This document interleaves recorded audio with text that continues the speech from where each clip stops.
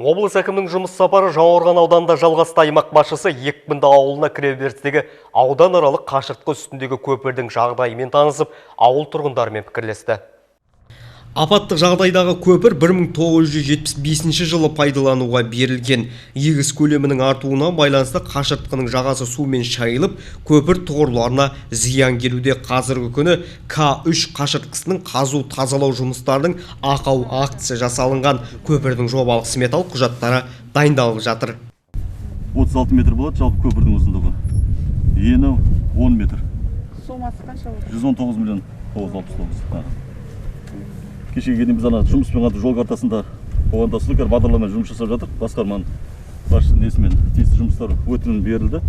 Келесі кезекте Батыс Қытай, Батыс Еуропа автожолының бойында орналасқан Орда Сығанақ жауапкершілігі шектеулі серіктестігінің шипажайы ашылды. Орда Сығанақ жауапкершілігі шектеулі серіктестігі салған нысанның жалпы құны 850 миллион теңге.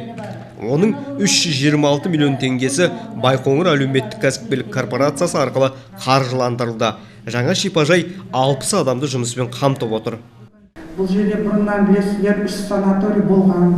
Мына 4-ші санаторий біздің кәсіпкерлік әлеуметтік корпорациямен бірге салынып отыр, 830 миллионға.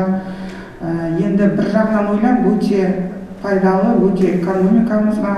Мына жерде жұмыс орны 60 адам жұмыс істейді екен.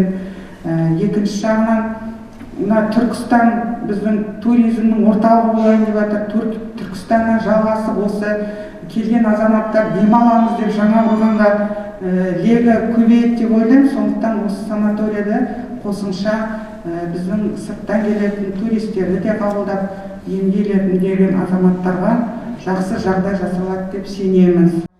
Жұмыс сапарының соңында аймақ басшысы аудан әкіміне инфрақұрылымдық жобаларды жалғастыруды және азық-түлік өнімдерінің баға тұрақтылығын бақылауда ұстауды тапсырып, бірқатар нақты тапсырмалар жүктеді. Нұрдәулет Қалабеков, Ғалымжан Қожақов, Нұрымжан Тұрашев, Қызылорда қоғамдық телеарнасы, Жаңақорған ауданынан.